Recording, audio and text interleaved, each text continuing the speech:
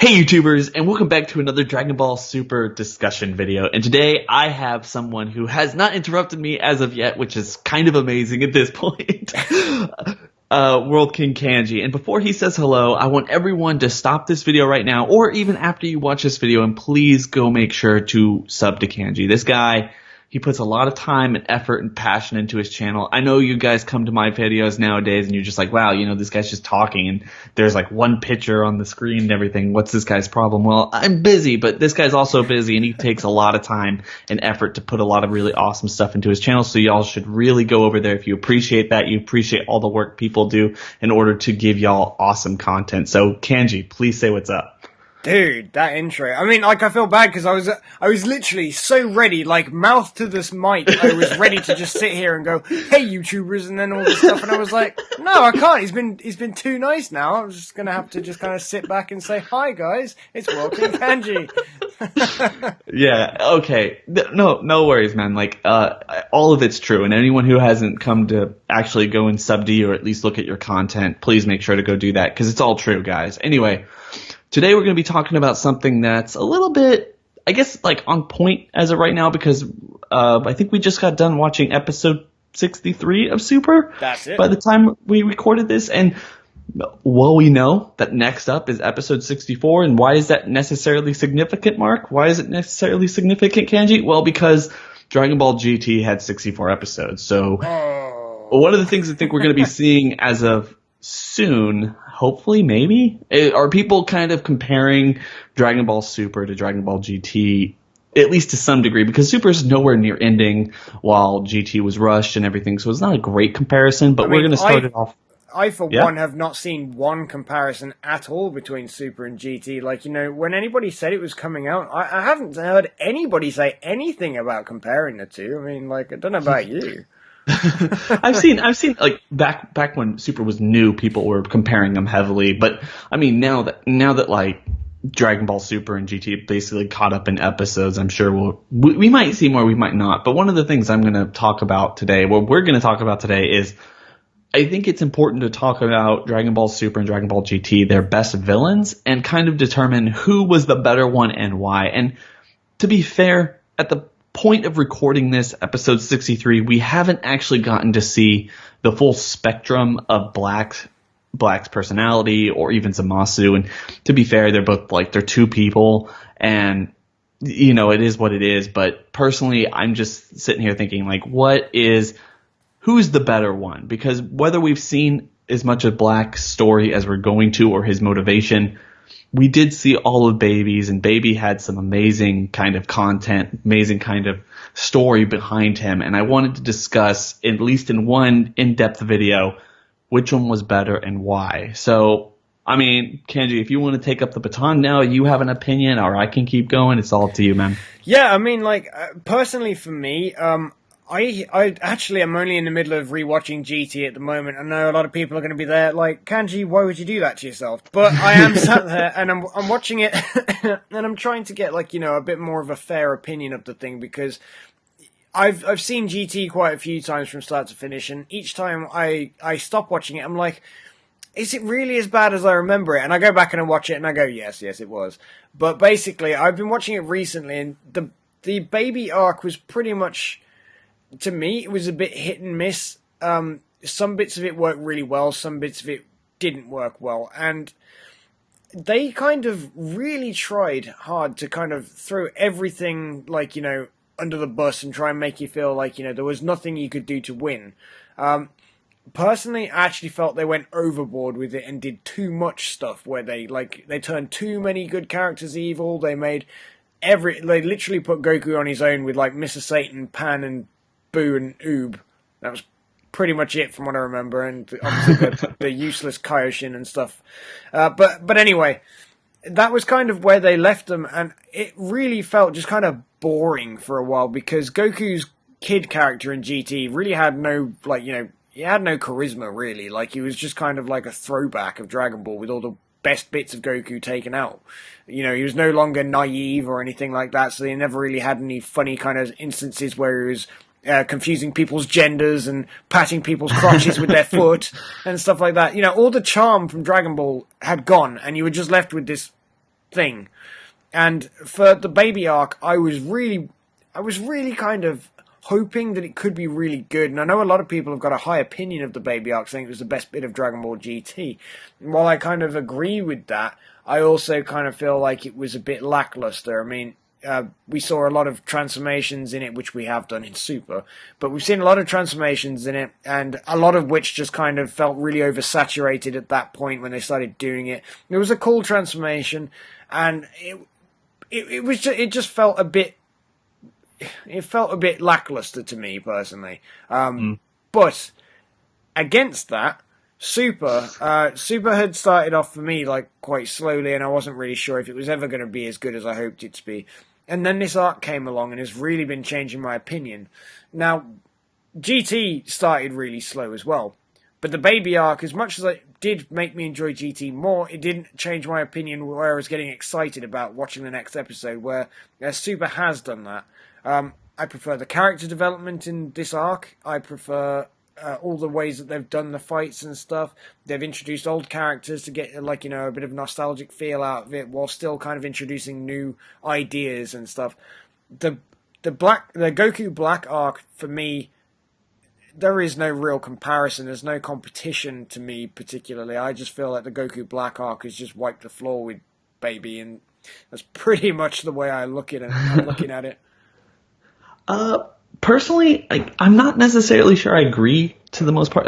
I agree the fact that I think it's kind of obvious at this point that the Future Trunks arc, the Goku Black arc, the Black arc, whatever you want to call it, is a better interpretation of a story than Baby was to a degree. Like Baby started off in a real, I guess, tailspin, because they were kind of picking up, or maybe GT was leading to this the whole time, but you know, the first 13 episodes of GT are so dreadful that people have a hard time watching them. Just like legitimately have a hard time watching them if most people give up around that amount of time. Yeah. And then you come in, like, then Baby comes in, and you know, we get away from that. It's just such a I guess a shock to the system for the most part that Baby comes in, and then they go back to Earth, which we haven't really been around for a long time. And, you know, Goku, Pan, and Trunks are still looking for the Dragon Balls elsewhere as that's going on. And then Baby goes and invades Earth and takes over Goten and Gohan, and, you know, almost blows Piccolo away. And it's like almost in, like, you know, for the most part, one of the most, I guess, anticlimactic death scenes, or like faux death scenes in the entire series, because it's just like, you're not Gohan, Kamehameha gone, like never seen or heard from again until basically, no, I'm alive and I've just been chilling on Earth, and now bye Goku. You know, it is a little bit weird to say the least, but at the same time, I like Baby's backstory. For the most part, like, a lot of people have a hard time with, you know, the arc in general, but the backstories of both characters, or the interpretations or the motivation of both characters, is compelling. And I think that's one of the reasons people like Baby and consider Baby a compelling point of, you know, just the entire series in general, because he's very similar to her. It's very, very similar to that of Black, in the sense is like the original Black, because he's this concept. Instead of wanting all mortals to go away, he wants all Saiyans to be dead. He has this vendetta, but the only way that he can make his dream possible is by, you know, utilizing the power of a Saiyan or Saiyans, and taking over Vegeta's body and kind of utilizing that power in order to get exactly what he wants. And then, you know, it brings out a new transformation or something new in Goku in order to fight this person.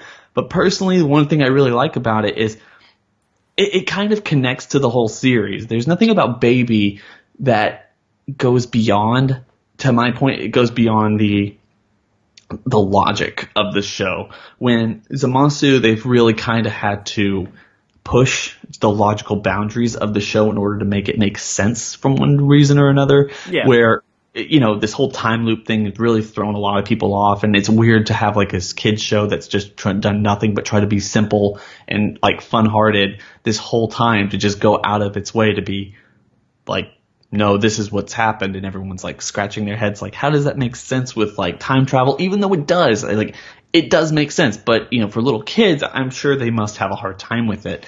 And there was nothing about Baby that really kind of threw that off. As long as you had watched the anime in general, because a lot of that was from filler, a lot of his concept was from filler in general. As long as you had watched the original anime broadcast of Dragon Ball and Dragon Ball Z especially, you would understand how Baby kind of fits in, and how, they were kind of putting him as like the Frieza person of this entire series. As if y'all hadn't done this one particular thing, it wouldn't have led to this particular fight, which will have led to this particular showdown, which is kind of the same thing that Zamasu is for Dragon Ball Super. It's like, if Trunks hadn't gone in the past, it wouldn't have created this time loop paradox that would eventually lead to Black in this particular showdown and everything. So yes, they are very similar. And I guess for me, arc aside or story aside from how compelling or not it is, it really boils down to these two particular characters and which one is good based off of the way they were portrayed, how they went about achieving their plans, and their backstories in general. And personally, while I like Black, I feel like he's been a very formidable villain. I like kind of how it's been broken down to the point where it's not just Goku fighting, but yet it's Vegeta and Trunks. Instead of Goku fighting Black just in general, and then Oob coming and getting his shit wrecked in an episode or two. It's been good in that sense, but Baby to me has the better backstory that kind of fits in with the mythology better, and fits in a way that's not confusing or kind of head scratching in a way where it's I don't understand how we got from point A to point B. And I think that is something that shouldn't be underestimated or kind of looked down upon, really. Yeah, no, I agree with what you're saying. I do know what you mean. There is a lot of the way that they structured the Baby arc in GT that is a little bit more sort of, simple, linear to follow and stuff, so that you're not getting as confused along the way.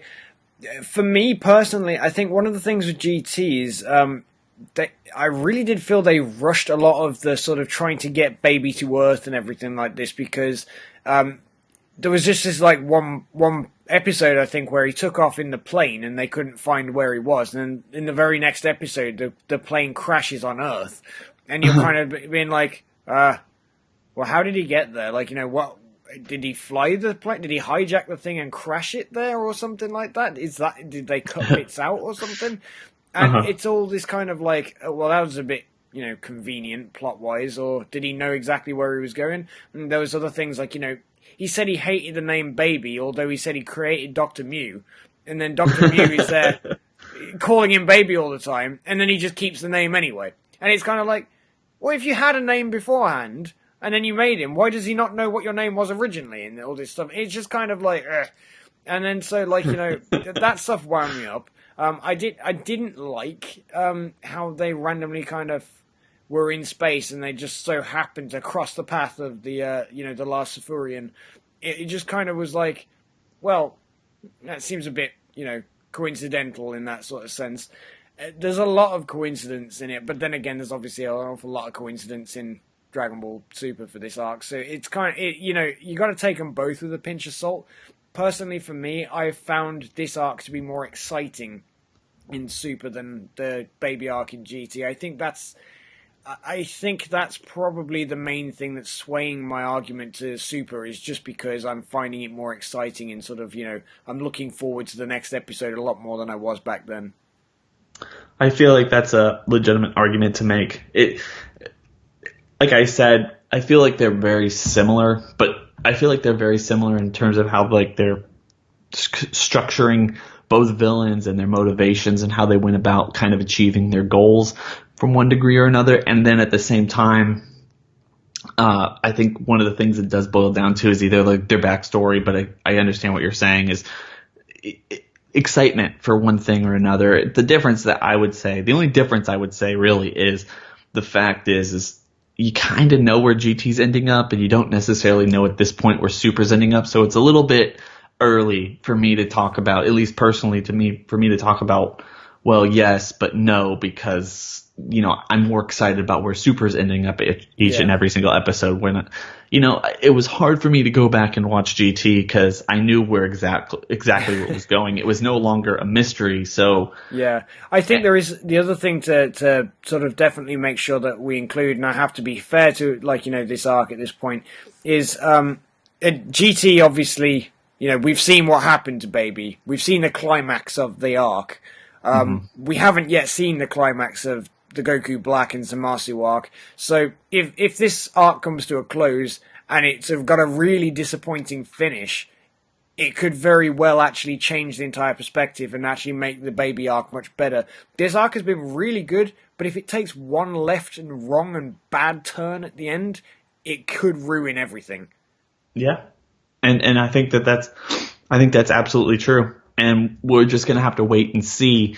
But like I was saying at the beginning of the video, I feel like, I think this is an interesting kind of argument to start making at this point, or at least an interesting discussion to start having, because we've gotten to the point where Dragon Ball Super is officially caught up with Dragon Ball GT. Yeah. And we're going to have to start judging them based on this. I feel like, especially after this arc, because you could say what you want about the Potafu arc, the 3-episode.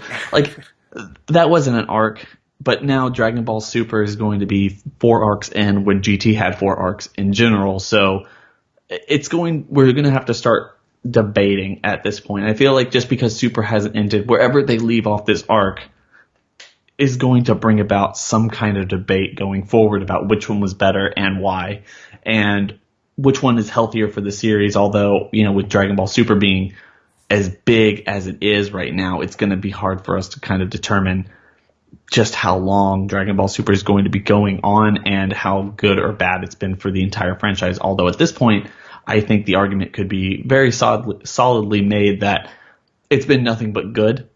And it's going to lead to so much more of Dragon Ball in the future, be it video games, series, new manga, whatever the Dragon Ball room is going to figure out what to do and give us at this point. I think it's going to be really interesting.